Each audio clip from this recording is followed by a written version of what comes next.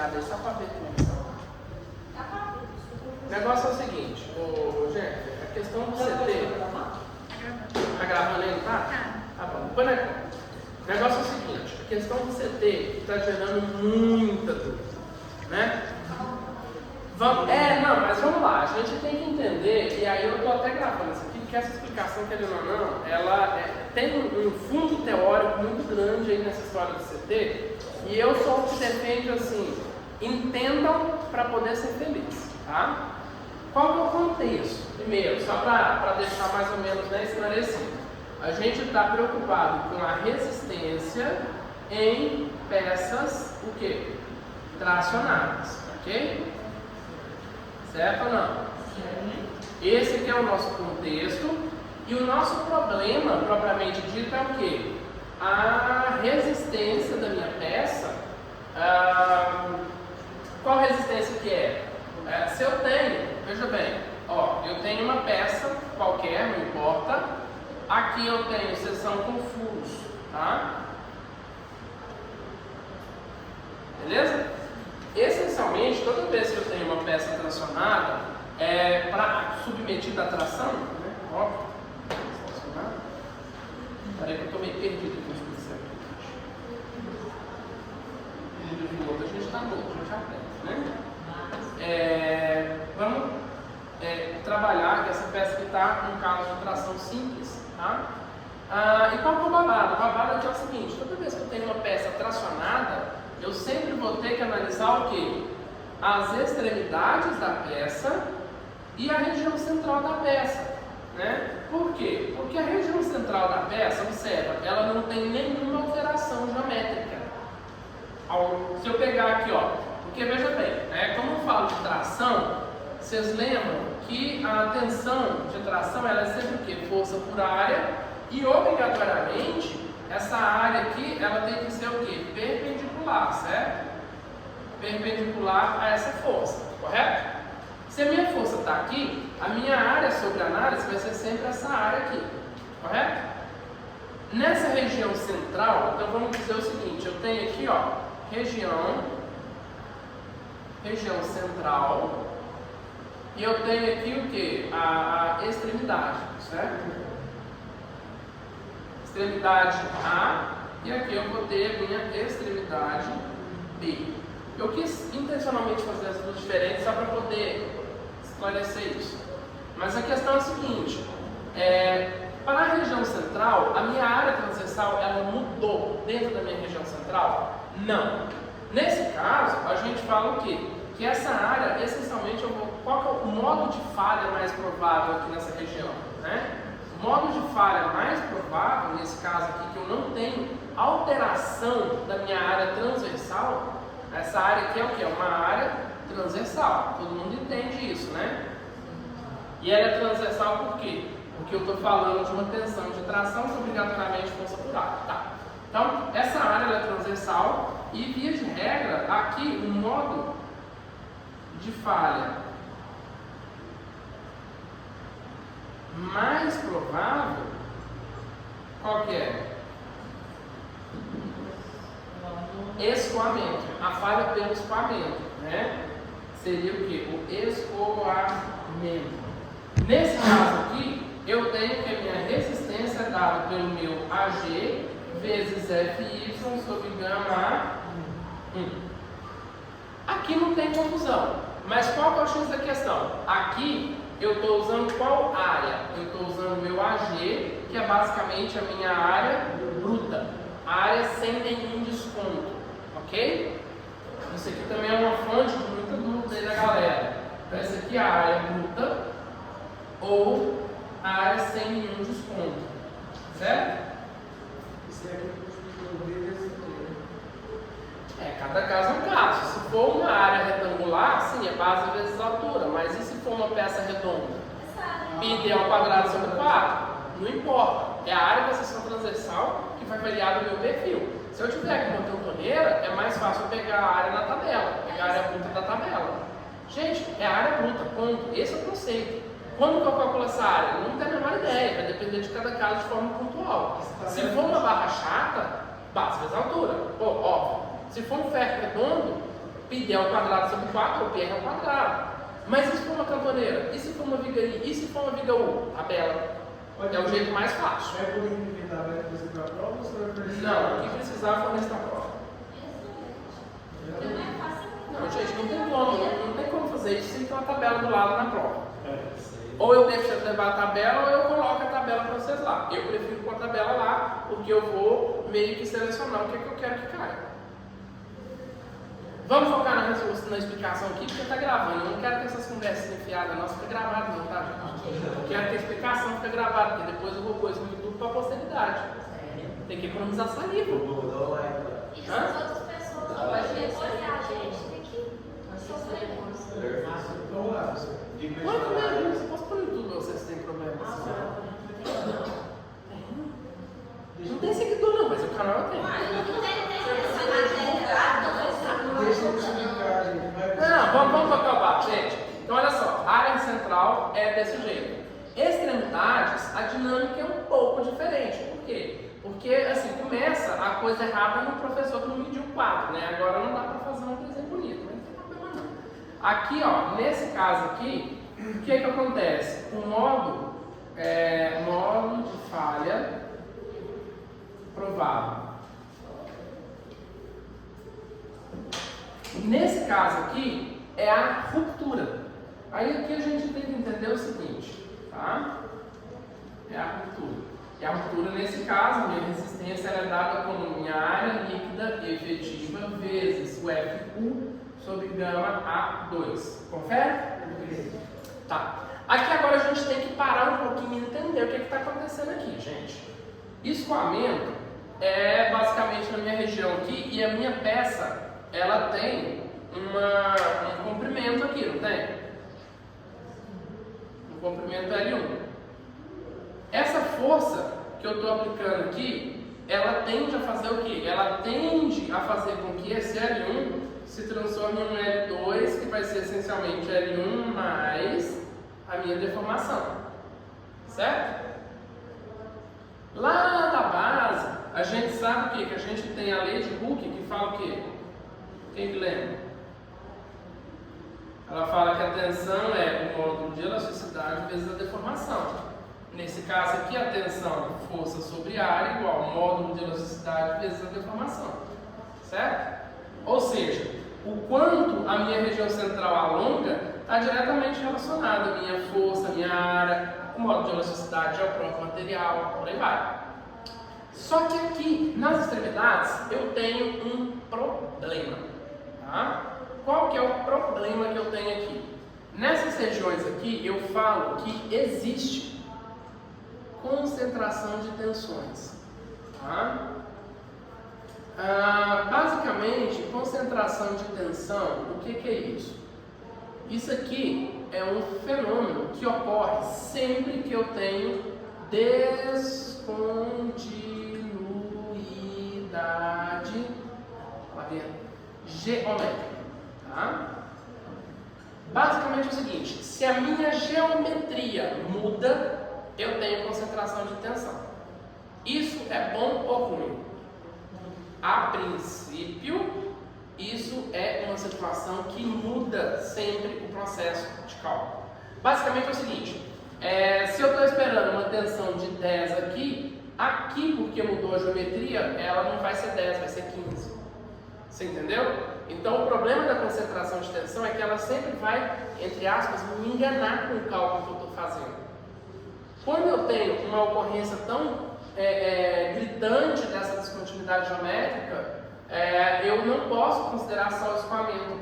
Eu preciso considerar a ruptura, porque ali eu já vou ter o quê? Uma tensão que invariavelmente vai passar desse patamar aqui que está dentro do regime elástico.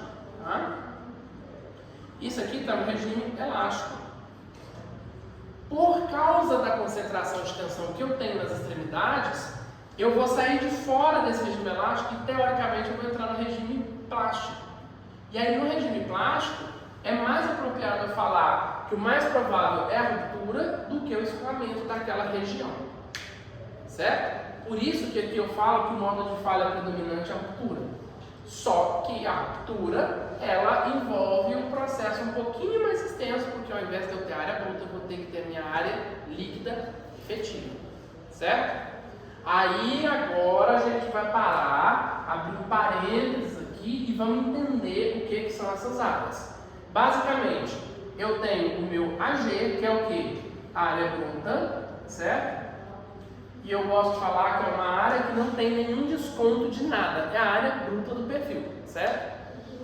Eu tenho o meu AN, que é basicamente a área líquida, certo? E essa área líquida é basicamente o quê? A área bruta menos os descontos que eu tenho que dar, tá? Isso aqui, ou seja, é igual ao AG, que é a área bruta, menos descontos, certo? E esses descontos, entre parênteses, eu estou falando aqui de furos, ok? Certo? E eu tenho ainda, por último, a área líquida efetiva, que é o quê? Ó, a área líquida efetiva. Tá? O que é a área líquida efetiva? Rigorosamente é o AN vezes o CT. Esse CT é basicamente um coeficiente para poder compensar alguma coisa, certo? Então, a princípio, esse cara aqui, ó, ele é um fator de compensação. Fator de compensação. Tá, e o que ele está compensando? Para que esse fator existe? Ele existe para compensar a possibilidade de ocorrência de uma coisa muito ruim para nós, que é o deslocamento do centro de gravidade da peça. Como assim? Vamos lá. Aí aqui eu acho mais fácil desenhar para explicar. O negócio é o seguinte. Supondo que a minha área da seção transversal é isso aqui. Certo? Isso aqui, logicamente, é o meu AG. Área bruta. Certo? E aí, eu vou lá e resolvo que eu quero fazer um furo nessa área. E tá tudo certo. Eu posso fazer esse furo. Beleza? Só que aqui, ó, eu já tenho meu AN, por quê? É a mesma área bruta, só que eu tive o que aqui? Um furo. Certo? Ok? Beleza. E para ficar emocionante a coisa, eu vou pôr aqui, ó, uma cantoneira muito mal desenhada, mas tá tudo bem. Certo? Do mesmo jeito, a área bruta. E aí aqui eu vou fazer um furo aqui, área bruta, do mesmo jeito, certo? Ok? Aonde que está o pulo do gato? Está na posição do centro de gravidade. Aqui, aonde que está o centro de gravidade? Está passando, tem um eixo, na verdade, entrando e saindo do quadro, né? Ou seja, ele está passando aqui assim, correto? Aqui, eu fiz o furo, legal. Só que veja bem, esse furo, ele está simétrico na minha peça. Ele mudou a distribuição de massa? Não. Se eu fosse calcular aqui o centro de gravidade, vai ficar o quê? Exatamente no mesmo lugar. Portanto, nesse caso aqui, eu falo o quê? Que não houve mudança na posição do centro de gravidade. Portanto, eu falo que o meu CT vai ser igual a 1. CT igual a 1, gente, é a mesma coisa de falar o quê? Que eu não preciso de compensar nada aqui. Entendeu? Agora, bom, aqui infelizmente a coisa é mais complexa. Por quê? Eu vou exagerar. Eu sei que está errado, mas eu vou exagerar. Vamos supor que o meu CG está aqui. Certo? Não é, tá, gente? Na prática ele está um terço aqui. Mas é só para facilitar o desenho, tá? Então, ó, o meu CG original, ele está aqui, ó, CG original. Tá? Eu fiz um furo, eu mudei a distribuição de massa aqui. Porque eu não tenho simetria. Vocês concordam? Eu perdi a simetria aqui. Se eu perdi a simetria, sei lá, exagerando, eu vou ter agora um novo CG mais para cá. Ou mais apropriadamente falando, mais para cá, sei lá. Então aqui, ó, eu tenho o quê? Eu tenho o meu centro de gravidade após o furo. Beleza? Tá aqui meu centro de gravidade. Olha só. Eu tenho aqui, ó, uma variação. Ou seja, uma variação, não fica feio, uma mudança, vai. Eu tenho aqui então o quê? Uma mudança.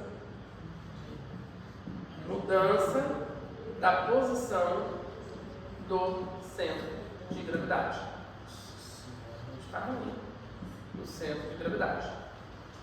Tive mudança do centro de gravidade? Tive. Com certeza, então olha só, houve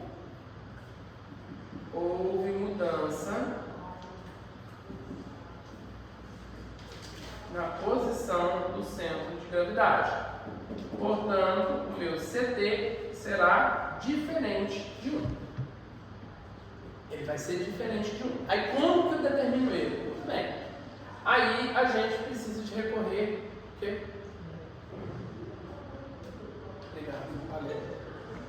Aqui tá saindo coisa aí? Pra cá já não sai. Vamos só ficar aqui só. O limite é ainda. Tá. Então, qual que é o pulo do gato? O CT, ele vai ser diferente de 1. Como que eu vou calcular o CT nesses casos assim? Aí a gente tem que recorrer à norma e basicamente avaliar. Grosso modo, pela norma, a gente vai ter o quê? Que o CT, ele vai ser 0,6 ou 1 menos excentricidade dividido por L. Me corrija se eu estiver errado aí. Qual que eu vou escolher? O menor dos dois, não é isso? Não é o maior dos dois, né? Maior ou igual a 6. Ele está maior ou igual, né? Lá na fórmula está lá, CT maior, como é que é? Não, CT igual a 1 menos excentricidade sobre L maior ou igual a 0,6. Isso aqui é o que está na norma, tá? Sim. Significa o quê? Que ele vai ser igual a isso se somente se isso aqui for maior ou igual a 0,6. Entendeu? Ou seja, nesse caso aqui, ó, eu vou ter que pegar o maior das duas expressões, certo? Ou seja, a regra é o quê? Vamos pensar o seguinte, esse cara aqui ele quer dizer que vai ser aquilo ali se, entendeu? Se for maior. Tem peças que não conseguem coletar esses dados aí, ó. Calma, isso eu não freio isso. Em que situações que eu vou ter isso aqui, que eu vou ter essa mudança? Cantoneira, viga I, viga U. Se você pegar lá no material que eu coloquei para vocês, lá tem que é a figurinha, e aí na figurinha ele te fala qual é o valor de excentricidade que você tem que buscar. Onde que eu vou buscar isso? Na tabela do próprio material, no próprio perfil. E o L, quem que é o L? O L vai ser o comprimento da ligação.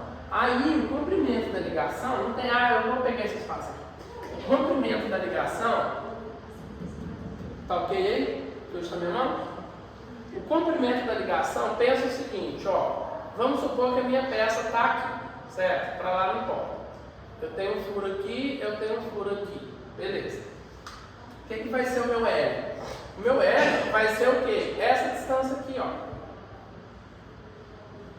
Por quê? Lembra o centro de gravidade. O centro de gravidade, ele não está passando por todo o eixo aqui da peça?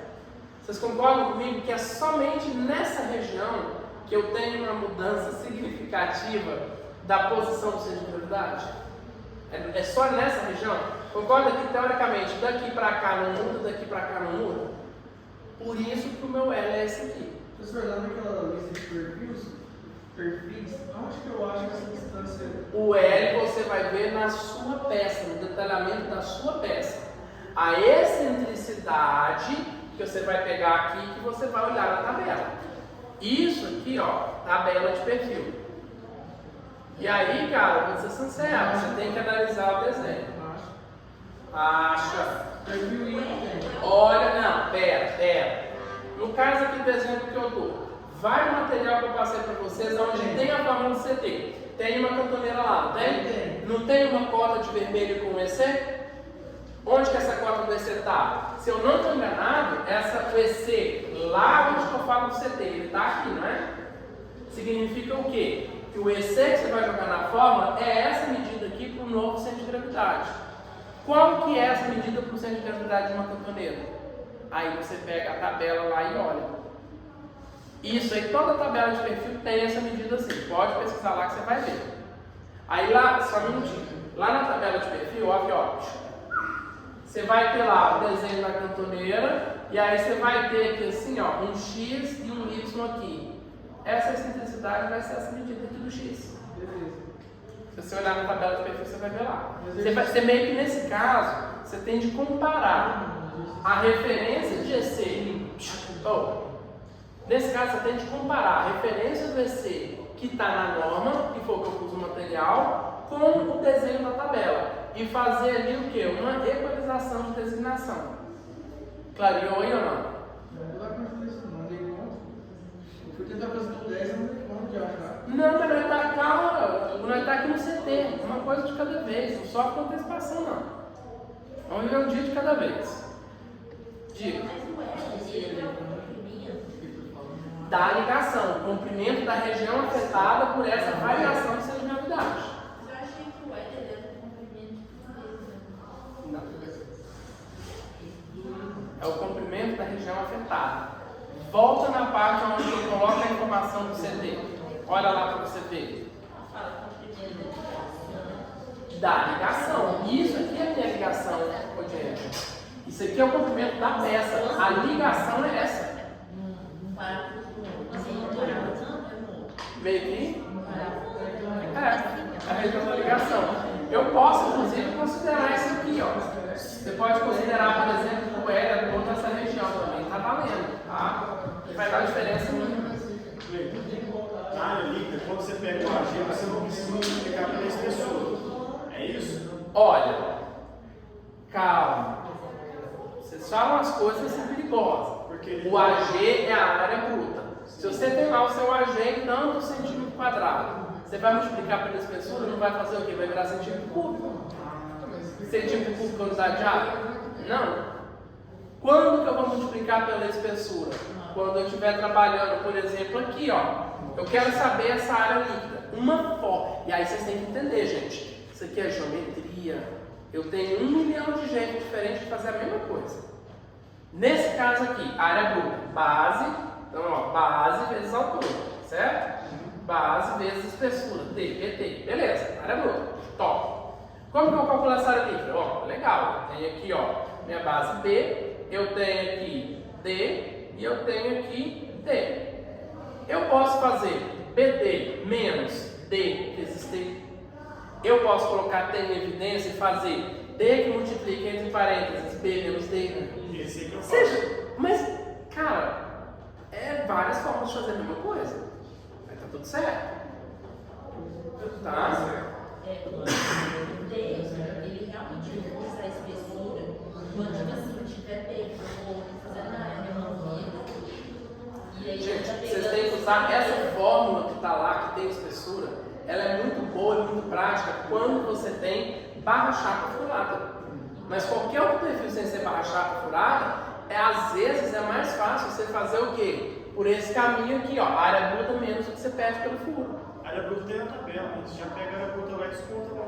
Quando o perfil é um perfil de geometria um pouquinho mais chato, igual uma cantoneira, uma viga I laminada, uma viga U laminada, eu não posso fazer essa conta direta. Por quê? Porque eu tenho raios dentro da minha peça. E são raios padronizados por norma. Então, às vezes, é mais fácil você pegar a área e tirar o que você tirou de furo do que ao contrário. Tá? Pessoal, última diquinha do tipo assim, preciosa. Tá? O problema do diâmetro do furo e do funcionamento. Eu vou fazer um furo funcionado. Para efeito de cálculo, esse diâmetro aqui tem que ter uma folga adicional de 2 milímetros. Não, lembra sempre disso, né? O lance da folga, que é uma coisa que todo mundo faz a confusão do tamanho do mundo. Não, mas... Gente, eu só paguei o título e tá gravando. Vocês não dão trabalho. Ó, não, relaxa, gente.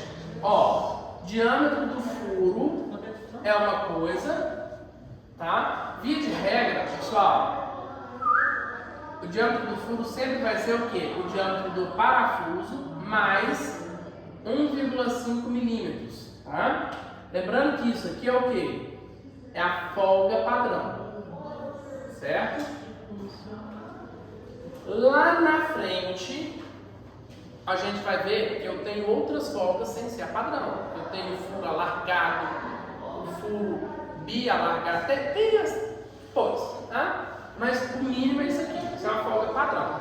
Agora, se ele for puncionado, a gente fala o quê? Ó? Ou seja, para furo puncionado, qual que é o esquema?